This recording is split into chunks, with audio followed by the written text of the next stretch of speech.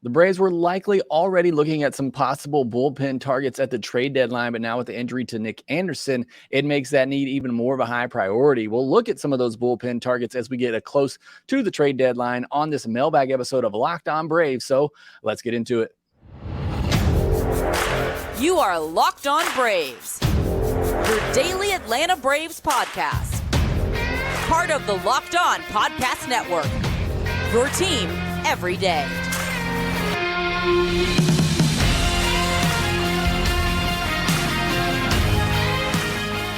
Hey, and welcome back to Locked On Braves, part of Locked On Sports Atlanta, where we cover your favorite Atlanta sports teams each and every day. I am your host, Jake Mastriani. You can follow me on Twitter at shortstopball. Check out my written work over at bravestoday.com.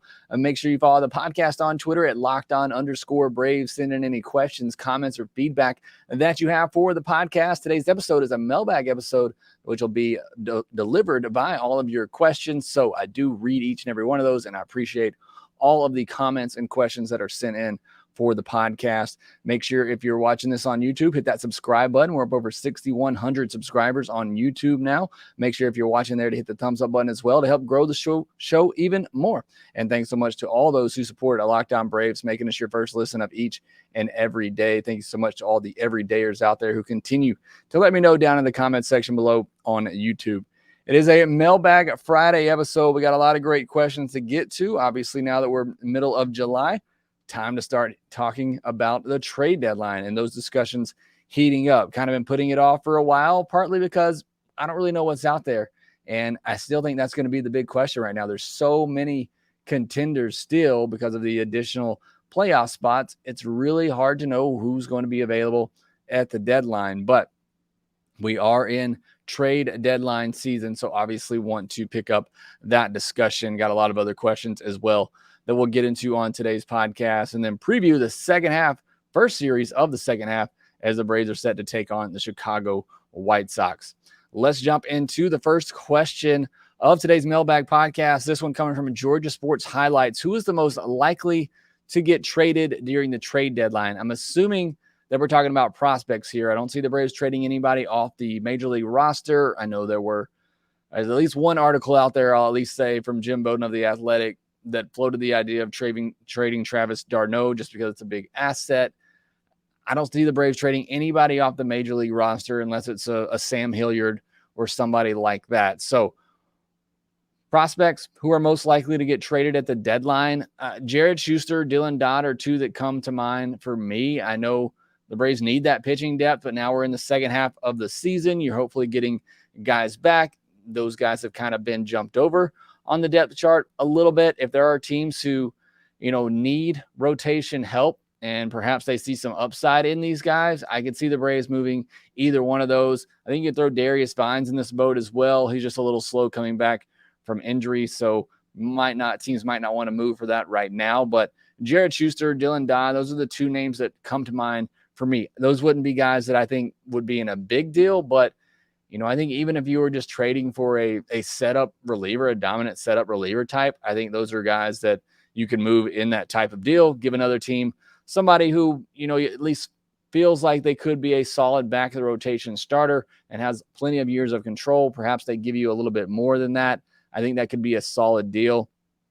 Position player side of things, again, not in any type of major move, but if any kind of small move was made, I think Jesse Franklin, outfielder, who I do like and I think could be a potential left-handed bench bat at some point. And then Luke Waddell as well, who I think could be a solid utility player. He's had a great year at Mississippi. Those are two position players that I think are most likely to be moved. Again, not in a big deal, but if there were just some moves we made for depth at the deadline, I think those are some prospects that are likely to be moved. I think the Braves will try to avoid at all costs trading guys like, I think even Vaughn Grissom, but certainly, Owen Murphy, J.R. Ritchie, two guys they picked in the first and second round last year, AJ Smith-Shawver, who I'm sure will be mentioned a lot in trades, and guys like that, and obviously guys they just drafted. Sid Brown says, obviously the Braves' biggest need is a reliever, but does AA go and get two relievers? I think he does, and especially with the news to Nick Anderson, which we'll touch on a little bit more later. I think Alex Anthopoulos gets two relievers at the deadline. You listened to the podcast yesterday with me and Grant McCauley kind of previewing the second half. You haven't, make sure you pause now, go back and do that because a lot of great stuff there. But one thing we kind of discussed there is you can't predict injuries. And as the team's constructed right now, look, there may not be a move that needs to be made. You're hoping to get Max Fried back. You're hoping to get Kyle Wright back, Jesse Chavez, Dylan Lee. You get those guys back, and suddenly this pitching staff, looks really solid. Not that it looks terrible right now, but the offense is set. You get those guys back, you feel even better about your pitching staff. But you can't predict injuries. And what if you lose somebody else? Like you just lost Nick Anderson for a while in the bullpen. What if you lose somebody else in the rotation? I don't even want to call out names because I don't want to put that out there in the universe. You can't predict those things. So it makes sense to go ahead and trade for depth now in case of injuries. The problem with that is the Braves have a bit of a roster crunch. There's not many guys that they can just demote to AAA like that. They can try to play, the IL stint game that they played some with Michael Tonkin this year, but there's just is a bit of a roster crunch for anybody that you add. Somebody's going to have to go off the 40-man roster. So that makes it a little bit tough to just go out and grab guys, but I do think Alex Anthopoulos will trade for at least 2 relievers at this deadline. I will say yes to that. Jake MC23 says, who are some bullpen targets for the Braves now that Anderson is hurt? So I think I would have thought this before even the Anderson injury, that the Braves would be going after at least an arm or 2. I've also gone on record as saying I don't see the point in trading for an arm just to get an arm. If the Braves are going to get anybody, it has to be a dominant setup reliever or a solid mid of the rotation starter. And I don't think the starter is going to happen. Maybe you get a Jordan Montgomery type from the Cardinals, something like that. But more so, I see it on the bullpen side of things. And if you're going to trade for a bullpen arm, I think it has to be somebody you feel like is going to be a dominant setup reliever, somebody over a 10 K per 9 type of stat line, doesn't walk a lot of batters. I kind of discussed that in the earlier podcast, but those were the targets that I would be going for. Now, who Alex Anthopoulos is targeting, that is anybody's guess. One thing I can tell you, he is looking everywhere, and he is looking at all possibilities, and he will likely go out and find somebody great that none of us were thinking about. If the Padres were to sell, Josh Hader would make a lot of sense. Don't know what the price tag would be for that. It might be a little bit high for the Braves, but gives you another lefty, somebody who can close. I think Josh Hader would make a lot of sense. Joe Kelly from the White Sox, who the Braves are about to see, I think could be another one. David Bednar for the Pirates as well. A lot of people talk about, but he has a lot of years of control left, and the Pirates are trying to win. I don't know their motivation for selling him. Hunter Harvey from the Nationals, maybe on the low end side of that. I know some people talking about Justin Lawrence yesterday on the Bird app as well. Could be a possibility. Again, for me, I don't just trade to get a bullpen arm. If you're going to make a move, it has to be for somebody that's going to fill in that 7th, 8th inning role, because you already have enough guys who are good, but maybe not great in a Kirby Yates, a Joe Jimenez, the Colin McHughes of the world, guys like that. AJ Minter, Raisel Iglesias, to me, are the only 2 somewhat dominant bullpen arms that I trust at the moment. Outside of that, I think the Braves have a lot of good relievers, but if they're going to get somebody else, I think it has to be a great reliever. The Braves have enough good relievers. I think they need another great reliever. So in my mind, there's no sense in just trading for a reliever to get one. I think the Braves have plenty of solid relievers already. Any type of move has to be for a dominant type of arm that you can put back in that bullpen and have a lot of trust in. And the point I made earlier too, I just want to make it again. There's so many teams still contending. I'm going down, looking at reliever numbers right now, and I'm trying to look for that magic, sweet spot, somebody with a K per 9 over 10 and a walk per 9 under 3. Not a lot of those guys out there, and the guys there are out there, honestly, they're on the Braves or they're already on another contending team. So it's just not a lot out there available at the moment. Big Dog Fan 73 says, whatever happened to Adam Mayer, the Braves drafted last year and gave over $1 million bonus to, and as far as I know, still hasn't played. Last I heard on him, and this was back in April, is that he was supposed to pitch this year. I haven't heard any update since then, but I have been thinking about him a lot lately, especially since his past draft went by. And I'll see if I can do some more digging, some reaching out, see if I can find some more information on Adam Mayer. Cavs Buckeye says, is it unfair to say that the bullpen lacks gas? It's a good question here. One I've thought about a lot because we know velocity plays, strikeouts play, especially in the postseason. And in terms of velocity, maybe, especially when we just come off that Rays series and you see every arm coming out of the Rays bullpen pumping 97, 98 miles per hour, and you just don't see that out of the Braves bullpen. Now, I will say Kirby Yates, he sits 93.3 miles per hour average on the fastball. Minter, 95.8. Iglesias, 94.8. Jimenez, 95. Heller, 95.4. And AJ Smith-Shawver in his brief stint in the bullpen was 94.1. So they have a lot of guys who sit kind of in the 95 mile per hour range, but they don't have a lot of guys with that upper 90s overly dominant velocity.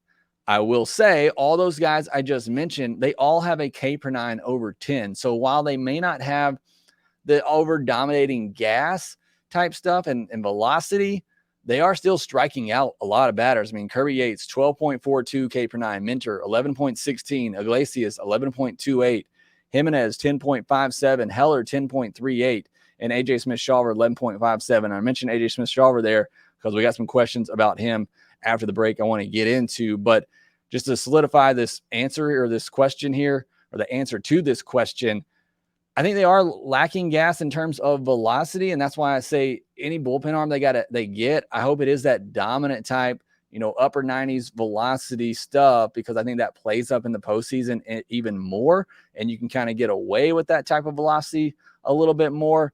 But they do still have plenty of guys who know how to strike hitters out, which also plays up big in the postseason as well. All right, next, we do have some questions about AJ Smith-Shawver and what the plan is for him next, or the rest of the season. Will he be a starter? Will he be in the bullpen? We'll discuss that more next. For a championship team, it's all about making sure every player is a perfect fit. It's the same when it comes to your vehicle. Every part needs to fit just right. So the next time you need parts and accessories, head to eBay Motors. With eBay Guaranteed Fit, you can be sure every part you need fits right the first time around.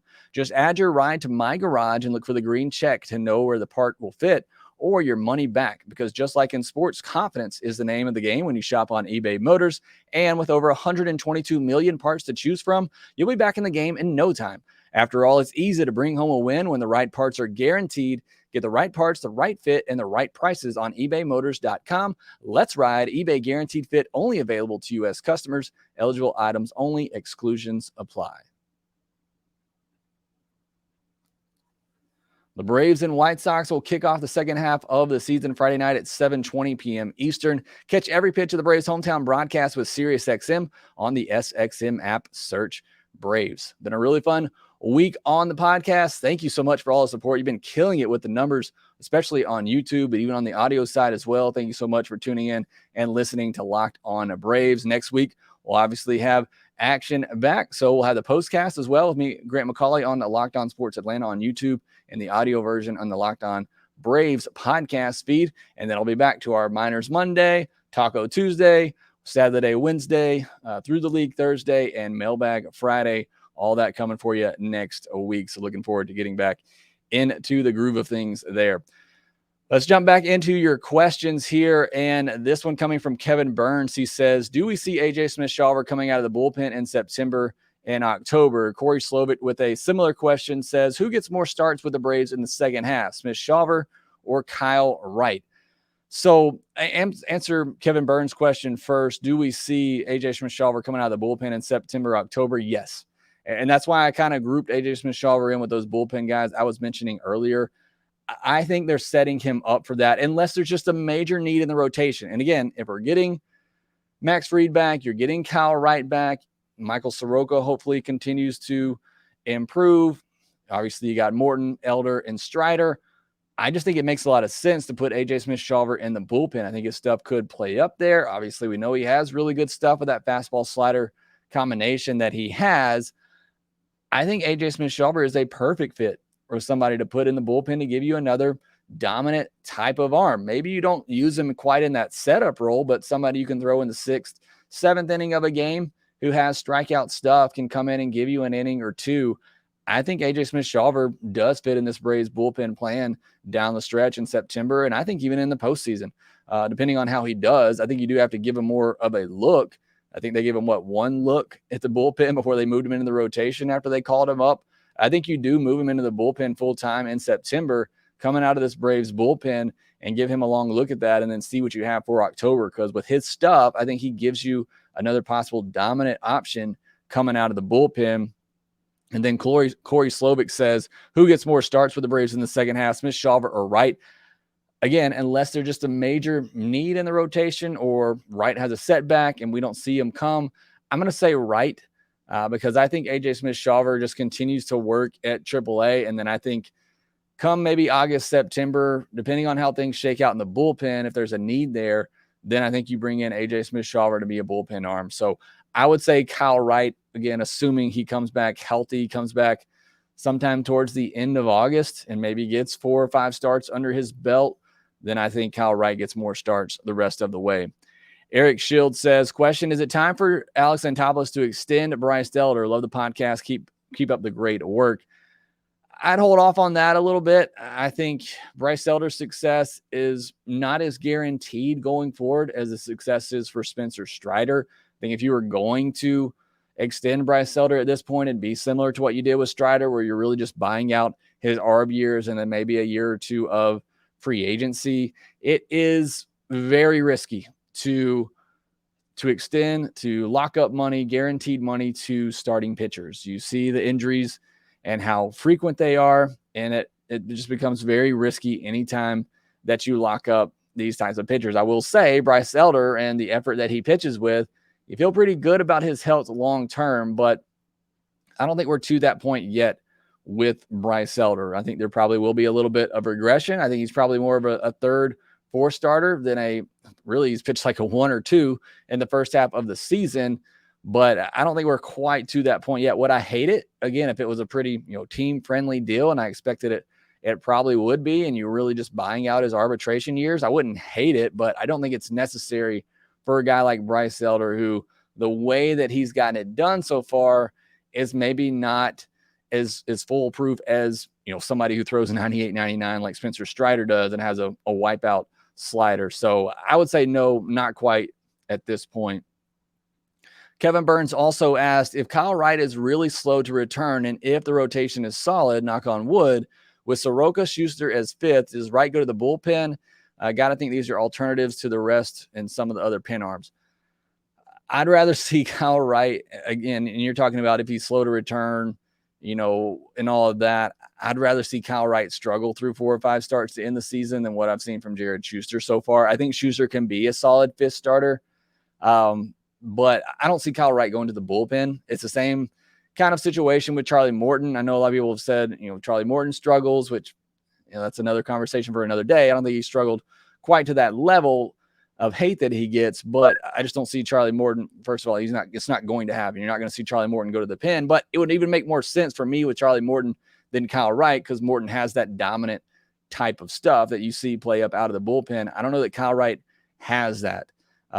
Could it happen? Yes, it'd be a way to kind of ease him back in, kind of work on his, just getting back acclimated to everything. But I would say no. I think if Kyle Wright is healthy, and I don't think they bring him back unless he's healthy and unless he's going to be a starting pitcher.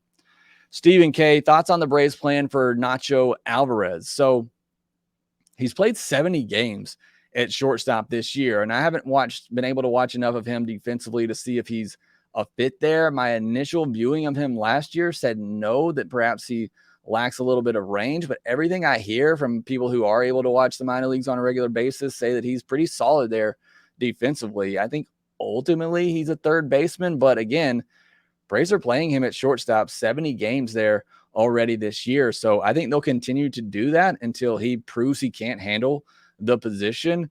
So I'm assuming that's where the question is coming from, is what do they do with him positionally going forward? And right now it looks like they're grooming him to possibly be a shortstop in the future. For the bat, everything's there. The bat to ball skills, the plate discipline, all that's there. The only thing we're waiting on for Nacho Alvarez is the power. And he's shown a little bit more of that lately. Other than that, the guy he's locked in. He's obviously a really good hitting talent. I think the question just is, where is he going to play? And for right now, the Braves are grooming him to play shortstop. Acuna's neck tat says, assuming the division never gets closer, how much rest would you give the regulars and rotation? I'd be all for a 6-man rotation from late August on if Wright comes back to really keep everyone fresh, Strider and Elder especially, you're going to hit career highs in innings pitched before September. So this is a great question, one we also kind of touched on in yesterday's podcast when we previewed the second half. And what I talked about then, and I'll say it again now, is what the Braves did in the first half by getting this huge lead, setting themselves up, 60 wins already at the All-Star break. It really does give them the flexibility, as long as they continue to play like this and as long as the division remains pretty comfortable, to rest some guys towards the end. Look, they've already done a pretty good job of this in the first half. When there have been opportunities to give starting pitchers an extra day of rest, they've done that. They've done that a lot in the first half. And I think in the second half, if, again, as Acuna's neck tat says, if things continue to stay as they are and things really don't get any closer, I think you do have to start giving guys like Riley and Olsen and Acuna, which I would hate to do that because I know he's on a record pace that I want to see him set. I think you do have to start giving those guys a day off here and there. Not a lot.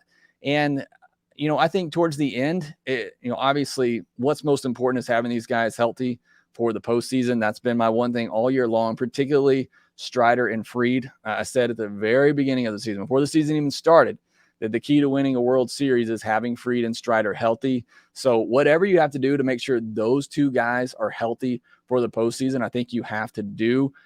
And again, we talked about this on yesterday's podcast, is that yesterday it felt like it was just a grind for the Braves every day, working so hard to come back and win that division. It had to be exhausting.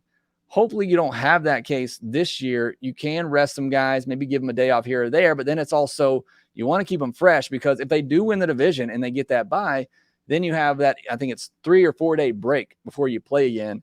And that can be tough as well. So you don't want to just be sitting these guys for the sake of sitting them. You want to continue to see, live reps each and every day. But, I think it gives you an opportunity to give a day off here or there for some of these guys. So it'll be interesting to see how those things play out. But I do think it would be smart for the Braves to kind of give these guys a little bit of rest, particularly in the starting rotation, and particularly for Strider and for Max Fried. You got to have those guys healthy for the postseason if you're going to have much success.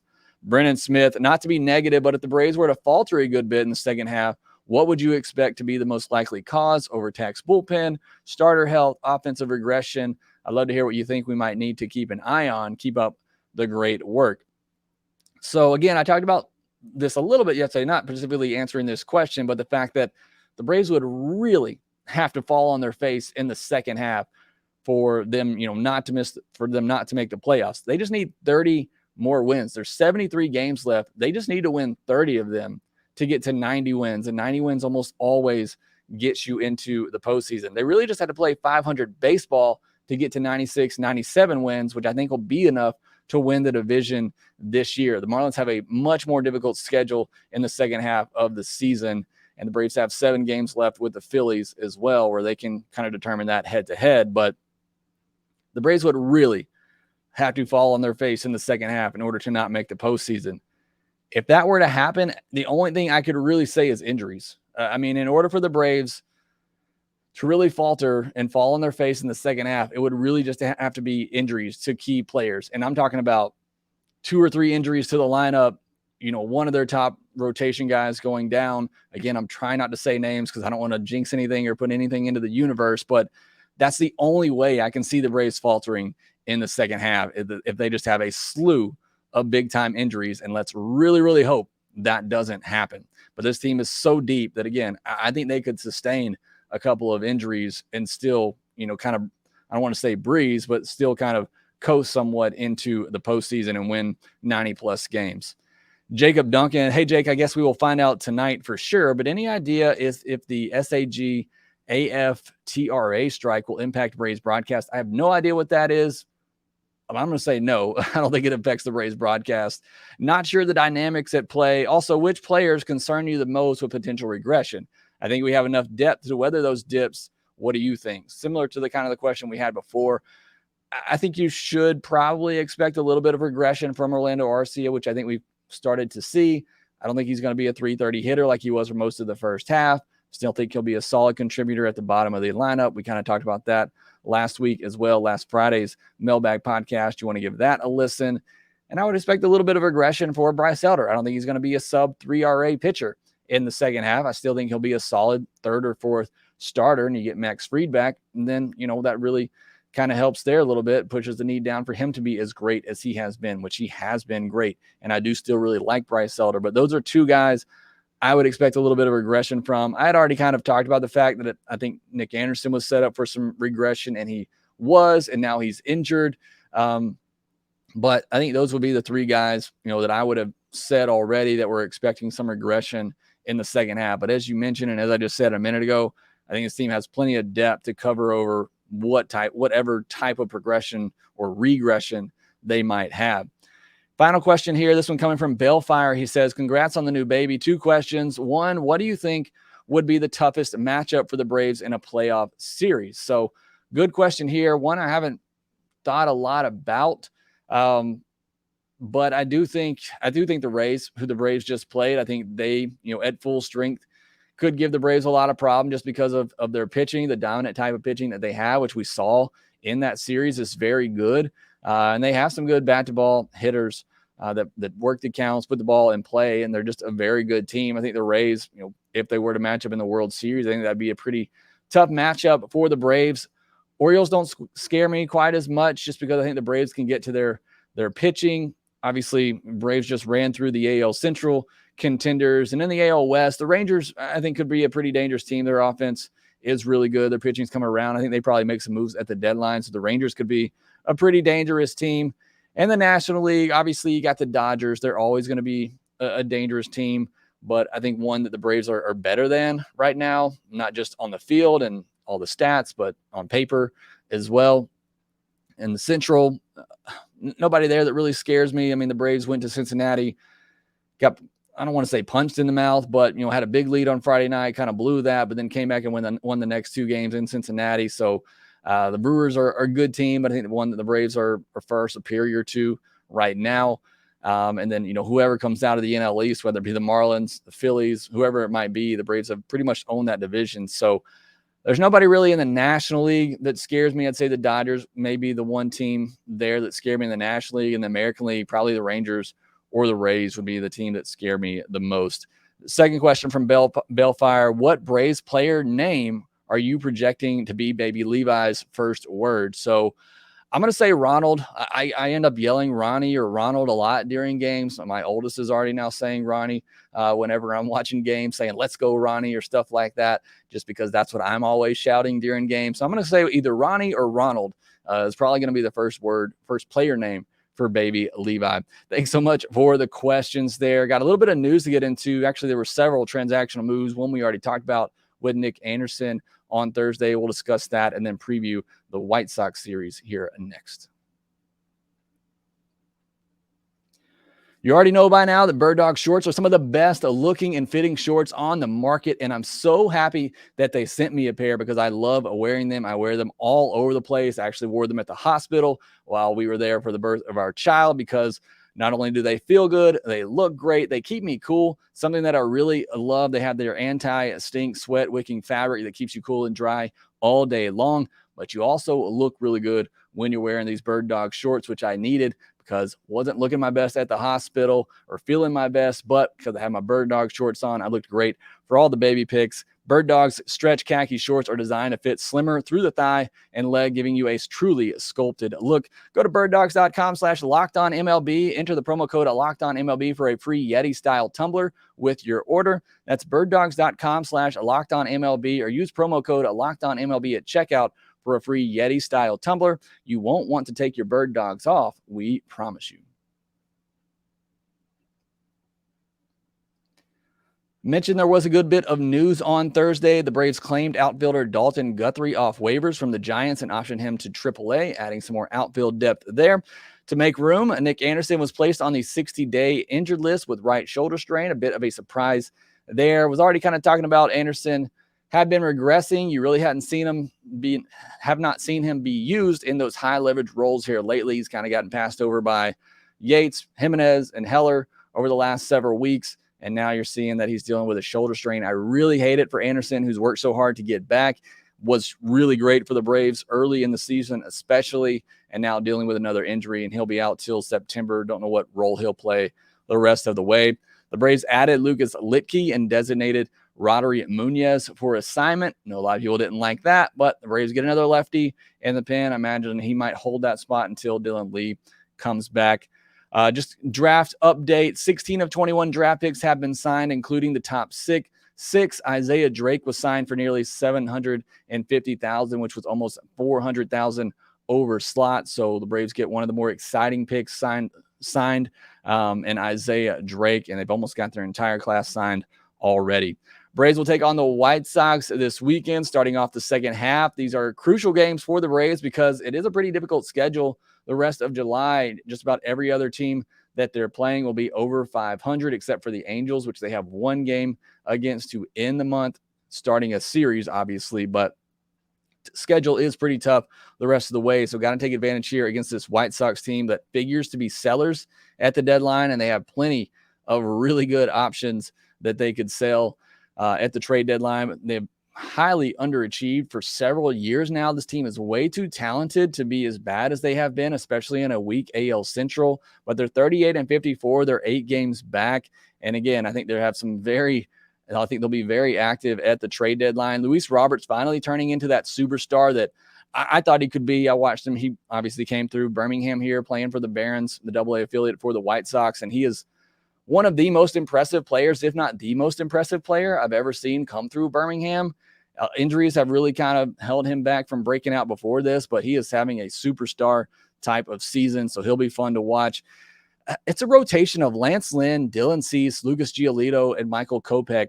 This team should not be this bad. The Braves are going to see 3 of those for this weekend. It'll be Charlie Morton versus Michael Kopech on Friday, Lance Lynn versus Spencer Strider on Saturday, and Dylan Cease versus Colby Allard on Sunday. For Kopech, a 2.96 ERA in June, but only went past the 5th inning twice, and he walked 18 batters in 24 1/3 innings. He hasn't pitched since June 27th. Not sure what's going on there. This guy has big-time stuff. If he ever learns how to control it, he could be one of the better pitchers in all of baseball. You've seen a couple of times this year where he's really locked it in. He had a 8-inning shutout start earlier in the year, backed it up with another 7+ inning start as well. He has the potential, again, to just absolutely dominate when he has control of his pitches, but that hasn't been the case very often for him so far in his professional or big league career.